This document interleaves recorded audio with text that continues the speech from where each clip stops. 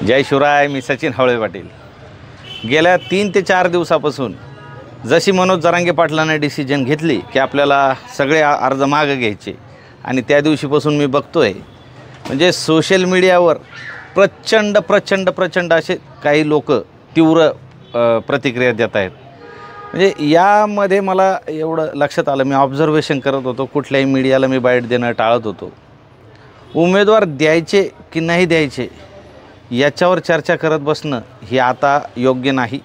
राजकारणात आपल्याला जायचं नव्हतं, पण आपल्याला आरक्षण मिळालं नव्हतं म्हणून राजकारणात जाण्याचा निर्णय घेतला. आपण सगळ्या गोष्टीचा आढावा घेतल्यानंतर हे ठरवण्यात आलं की सगळ्यांनी उमेदवारी अर्ज मागे घ्यायचे. सगळ्यांनी त्या पद्धतीने घेतले. माझा फॉर्म 2 ठिकाणी होता, संभाजीनगर पूर्व आणि सिल्लोडमध्ये 2 ठिकाणी अर्ज असताना मी एका ठिकाणी मागे घेऊ शकलो नाही.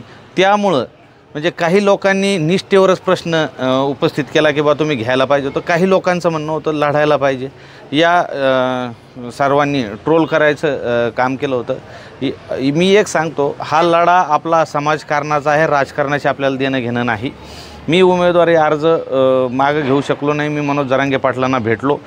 त्यांच्याशी चर्चा केल्यानंतर मी आपला उमेदवारी अर्ज मागं घेऊ शकलो नव्हतो म्हणून मी एक व्हिडिओ बनवून टाकला की माझी माघार, मी प्रचार त्वरित थांबवला. आता लोकांचं कसं आहे, लोक घोड्यावर बसू देत नाही, पायी चालू देत नाही. आपला लढा हा आरक्षणाचा आहे. आरक्षणासाठी 400 वर्षानंतर समाज हा एक झालेला आहे. मी सर्व बांधवांना एक विनंती करतो, जे झालं असेल आपल्याला, आपण उमेदवार दिले नाही दिले, आपल्याला लढायचं नाही लढायचं ही सगळं सोडून द्या आणि जातीसाठी सगळ्यांनी एक व्हा. आज आपल्याला म्हणजे जे आपल्या विरोधक होते त्यांना आता रान मोकळं झालेलं आहे आणि आपण आपल्यात भांडत बसतो आहे. कुणीही आपल्यामध्ये मतभेद करू नका. मातीसाठी आजपर्यंत लढलो, आता जातीसाठी आपण जे एक झालेलो आहे त्यांनी सगळ्यांनी एक व्हा. शेकडो बलिदान गेलेले, लाखो मुलं नैराश्यात गेलेले, आपल्याला त्यांना त्याच्यातून बाहेर काढायचं आहे. राजकारणी येतील, तुम्हाला गोड गोड बोलतील आणि तुमच्याकडून 1000-500 रुपये तुम्हाला देऊन तुमचं मत विकत घेतील. गोड गोड त्यांच्या बोलण्याला बळी पडू नका, नाहीतर 5 वर्ष आपल्याला भीक मागायची वेळ येईल. या राजकारण्यांच्या नादी लागू नका.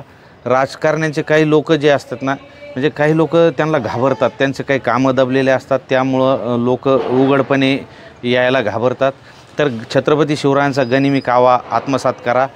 त्या राजकारण्यांसोबत तुम्ही राहा, फिरा, काय करायचं करा, पण ज्या दिवशी तुम्हाला मतदान करायचं आहे त्या दिवशी त्यांचा कार्यक्रम करेक्ट करा. जो मराठा आरक्षणाच्या बाजूनं असेल, जो विधानसभेत मराठा आरक्षणाच्या बाजून राहील, मराठा समाजावर ज्या वेळेला वेळ येईल, जो धावून येईल, जो गोरगरीब शेतकरी असेल, कष्टकरी असेल, नोकरदार असेल, विद्यार्थ्यांचे प्रश्न असतील, त्यासाठी आपली बाजू लावून धरेल अशा उमेदवाराला निवडून द्या. जातीपातीच्या भांडणं लावून आपल्यामध्ये राजकारण करेल अशा माणसाला तुम्ही देऊ नका. आज आपण त्यांचा जर बँड वाजवायचं म्हणलं, राजकारण्यांचा बँड वाजवायचं, तर एक बँड पथकाचं तुम्ही उदाहरण घ्या. सगळ्यांनी जर एकाच सुरात जर बँड वाजवला तर तो सूर चांगला निघत असतो. एखाद्यानं जर वेगळा सूर केला तर ते सगळं बँडचं हे निघून जातं. त्यामुळं सगळ्यांनी एका सुरात आणि एका तालात एकीनं, जसं एकीनं आपण या 1.5 वर्षापासून राहिलो त्या पद्धतीने एक रहा. सर्व गावागावात एकत्र बसा. सगळ्यांचा विचार घेऊन कुठला उमेदवार आपल्याला निवडायचा आहे तो तुम्ही निवडा. कुणालाही विनाकारण यांनी त्याला वेगळ्याला पाठिंबा देऊन आपल्यामध्ये भांडणं करू नका. मन आणि बुद्धीचा वापर करून तुम्हाला जो योग्य वाटेल त्याला तुम्ही नक्की निवडून द्या. भावनिक होऊ नका. अशी संधी पुन्हा 5 वर्षात पुन्हा येणार नाही. 1000-500 रुपयासाठी आपलं मतदान 5 वर्षासाठी विकू नका. जर 1000 रुपयाचं उदाहरण जर धरलं तर एका वर्षामध्ये 200 रुपये होते आणि महिन्याला होते 16-17 रुपये आणि दिवसाला 50 पैसे होते. म्हणजे याच्यासाठी आपल्यामध्ये भांडणं करू नका. हे राजकारणी येतील, तुम्हाला आज देशोधडीला लावण्याचं काम करतील, यांच्या नादी लागू नका. काही लोक डबल ढोलकीसारखे असतात, म्हणजे इकडूनही वाजतील, तसे आपल्यामध्ये काही लोक येतात, ते दोन्ही बाजूनं चालणारे असतात. तुम्हालाच तुमचा राजकारणी हा आमदार हा तुम्हाला निवडायचा आहे. जातीपातीचं राजकारण करणारा नको, जातीसाठी धावून येणारा आणि आरक्षणासाठी तुमची बाजू लावून धरणारा असा उमेदवार तुम्ही निवडा. सचिन हवळे पाटलाला कोणी विकत घेऊ शकत नाही. सचिन हवळे पाटील जातीसाठी प्रामाणिक आहे, एकनिष्ठ आहे. शेवटच्या श्वासापर्यंत मी राहील. राजकारण चांगलं नाही, राजकारणात जाणं योग्य नाही. समाजकारण हे सगळ्यात चांगलं आहे. त्यामुळं मी 3-4 दिवस कोणाला प्रतिक्रिया दिल्याने कुणी असा गैरसमज करू नका की मी या आंदोलनापासून बाजूला गेलो. मी तुमच्यातच आहे. ही निवडणूक 23 तारखेची निवडणूक झाल्यानंतर पुन्हा जो आपल्याला लढा उभारायचा आहे, सगळ्यांनी एकत्र येऊन आपल्याला पुन्हा एक दिलानं छातीचा कोट करून आपल्या आरक्षणाची बाजू असेल आणि जातीसाठी सगळ्यांनी एक व्हायचं आहे. हीच विनंती मला तुम्हाला या माध्यमातून करायची आहे. तुम्ही अर्ज अजून मागे घेतलेला ना, अर्ज तुमचा तसाच राहिला, त्याबद्दल काय सांगा? अर्ज सर हा मागं घेतला नाही असं नाही. माझे 2 ठिकाणी फॉर्म होते. दोन्हीतून एक ठिकाणी मी संभाजीनगर पूर्वमधून घेतला, पण वेळ कमी पडल्यामुळं मी सिल्लोडचा अर्ज माघारी घेतला नाही. दुसऱ्या दिवशी मी मनोज जरांगे पाटलांची भेट घेतली. भेट घेतल्यानंतर त्यांना सांगितलं, दादा चुकून असा अर्ज राहिला. ते म्हणले आपल्याला राजकारणात जायचं नाही, आपण कुणाला पाठिंबा दिला नाही.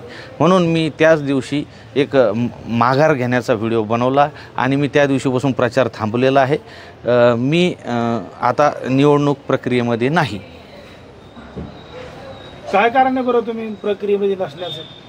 नाही म्हणजे समाजाचं कसं आहे, आता प्रत्येक ठिकाणी जर आम्ही वेगवेगळी भूमिका जर मांडत बसलो, आमच्यात मतात डिवायडेशन होईल आणि जे लोक नाही निवडून यायला पाहिजे ते लोक निवडून येतील. म्हणून सगळ्यांनी मिळून एक निर्णय घेतला की बा आपापली माघार घेतलेली बरं. त्यामुळं आपल्याला राजकारण करायला आयुष्य पडलेलं आहे, पण समाजाच्या अन्नात विष कालवल्याचं ते काम आपल्याकडून पाप होऊ नये म्हणून मी माघार घेतली. सर, दोन्ही मतदारसंघातील जनतेला तुमच्याकडून अपेक्षा होत्या की तुम्ही अर्ज ठेवायला पाहिजे होता, अशी त्यांची भावना होती.